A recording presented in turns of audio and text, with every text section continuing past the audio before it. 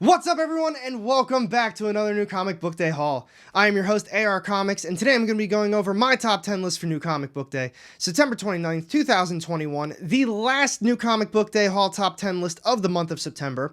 I picked up a total of 10 different books this week, and I cannot wait to talk about them with you guys. But before I get started off on my list, if you are new to the channel, I drop weekly comic book content that's going to keep you up to date on all of the latest releases. So if you don't want to miss out on that, make sure you hit the subscribe button down low and the little bell to get notified every time I drop new content. You won't regret it. And now, without further ado, let's talk about this top 10 list and last week's giveaway winner.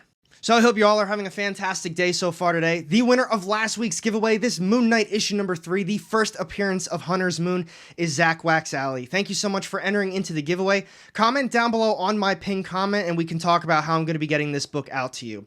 So moving this one out of the way, make sure you stay tuned until the very end of this video because that's when I'm going to be announcing the next giveaway and you do not want to miss out on that one. So before I get started off on this top 10 list, as I was saying before, I picked up a total of 10 different issues this week. I'd say overall it was a pretty solid week. The top half of the books I really love. They were really hard to put in an order. Some of the bottom half were okay. Some of them I liked more than the other ones. And as always, before I get started off on this list, I'm going to try to keep it as spoiler free as possible. But you guys already know sometimes spoilers do happen. Just be aware of that. So we've got coming in at number 10 this week. This is Images, Echo Lands, issue number 2. This is cover A.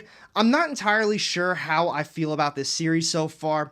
I love the artwork. I think it's absolutely incredible, but the story itself feels a little all over the place right now.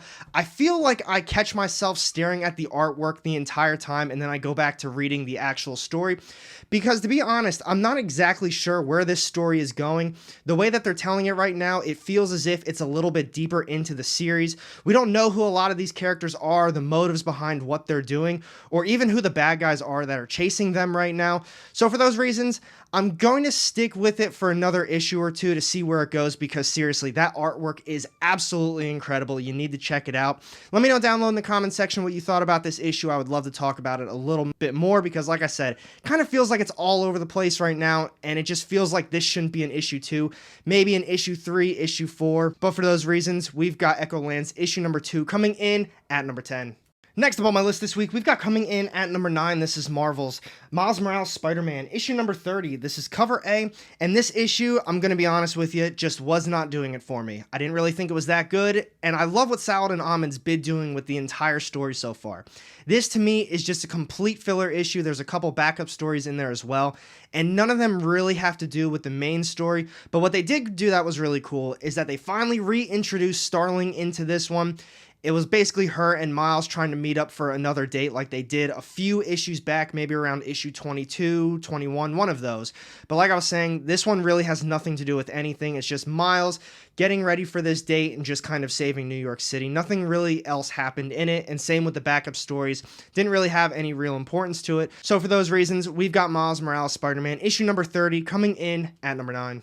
And next up this week, we've got coming in at number 8, this is Marvel's Thor, issue number 17. This is cover A, and I'm going to be honest with you, I feel like I'm really not enjoying this series too much anymore. I love that first arc so much. I think it was issues 1 through 4 or 1 through 5. Everything that had to do with the Black Winter and Galactus, I thought that was an insane setup to what I thought was going to be a phenomenal series. And now we're on the 17th issue, and to be honest, I really don't remember what a lot of these arcs were. I know we had Throg in one of them, and then Donald Blake, and then Mjolnir's been acting up a little bit, but other than that, I mean, these issues really seem like a blur to me. I know Donny Cates has a lot in store for this series. Everything has been basically a setup this entire time, so I'm definitely going to be sticking with it, but I felt like this issue was very slow, kind of blended in with some of these other issues, and once we get to maybe issue 19 or 20, I'm going to completely forget what happened in this one. That's just kind of the way this issue was to me. But the cool thing about it is we had Thor, he met up with his family, and there was a lot of action going on. They had a big, nice fight scene with each other, but then from there, they kind of got down to business and they talked about where the rest of this arc and story is going to be going. So it was important to the overall story itself, but it just felt like nothing really happened, and it just kind of blended in with a lot of the other ones that I've been reading. So on that note, we've got Thor, issue number 17, coming in at number 8. Next up on my list this week, we've got coming in at number 7. This is Boom Studios, Berserker, issue number 5. This is cover A. I feel like I'm going to talk to a lot of people this week that didn't really enjoy this issue, but personally, I did. And I liked it because I felt like it was a lot different than the first few issues. So far in this series, we've basically been tapping into his memories, and it's just been showing his past. How violent he was, everything that he's had to do to survive, pretty much why he's a god, and just everything that he's had to do. It's been violent, there's been a lot of chaos, and just straight brutality. But now this issue, it felt different. They still tapped into his memories to see what they can unlock, but this time they did it through his emotions. They basically asked him, do you think that you've ever loved anyone or you were capable of actually loving someone? So this time when they went through his memories, it showed everyone that he felt like he's ever loved before and basically what the outcome of that was. I thought that was very cool, and then the ending of it was very nice as well. I'm not going to be spoiling that one. Let's talk about it a little bit more down low, but definitely let me know what you thought about this one. So for those reasons, we've got Berserker issue number 5 coming in at number 7. And next up on my list this week, we've got coming in at number 6. This is Images, Undiscovered Country, issue number 16. This is cover A. I thought this issue was alright. I've talked about this a lot before. I feel like this entire arc has just been okay, but I love the storytelling of this arc. Every issue they've been focusing on a specific character, basically what led them here to America, and what purpose they're actually serving as being part of this group right now. And I really like that they've added that. It's like a nice new element and a fresh element to it. But as far as the zone itself goes, it's the creative zone. I feel like they could be doing more with it. Just my opinion, it's still not a bad story. Just this arc is a little lacking in my opinion. But as far as this issue goes, the creative side of the zone, it's focusing on music right now, and I really like that because that's an important element to American culture as well. It's the melting pot. There's all these different people from all over the world bringing all different types of music into this country, so we get a little taste of everything, and that's kind of what they're showcasing in this issue, and I thought that was really cool. So for those reasons, we have Undiscovered Country, issue number 16, coming in at number 6. And here we go. We're down to top 5 issues of the week. We've got coming in at number 5 this week. This is AWA's The Resistance Uprising, issue number 6. This is cover A, and for those of you reading this, this is also the series finale, and I think they did a phenomenal job wrapping this one up. I love the storytelling. I love everything that they've done with this reborn world. The artwork is fantastic as well. It flows very well with the story. The only problem I have with it is if you're a new reader. If you've been reading The Resistance, if you've been reading pretty much everything from AWA, this whole story and series and reborn everything is going to make a lot of sense to you. But if you're trying to jump into it, it's a little overwhelming and there's a lot to pick up. You have the first Resistance series. Now you have the Resistance Uprising. They're going to be making another series after this. I know Erratic ties into it, Moths tie into it, and I'm sure there's another series or two out there that does as well. So there is a lot of reborn stuff to get caught up on, but if you eventually do, check out the trade paperbacks. It really is a fantastic read. They've done a phenomenal job on it. So for those reasons, we've got the Resistance Uprising, issue number 6, coming in at number 5. Next up this week, we've got coming in at number 4. This is Source Point Press's brand new series, Unborn, issue number 1. This is cover A, and this is Frank Gogel's brand new series, and this is hands down so far my favorite first issue from Frank Gogel. This was a phenomenal read. I love the artwork, and without spoiling too much of the story, it kind of reminded me a little bit of Power Rangers meets Alien versus The Thing. It took a little bit of elements from every one of those series and just kind of turned it into its own. I thought it was so cool. So without spoiling too much, we have all of our main characters right here. They're on another world. They're kind of drilling for, it's either like oil or some sort of mineral. They meet an alien, and then from there, the rest of the story kind of takes off, but the storytelling is what really grabs me in on this one. They have all these notes in between the pages, and it's a phenomenal read. This is a very good first issue, and I highly recommend it. So for those reasons, we've got the Unborn, issue number 1, coming in at number 4.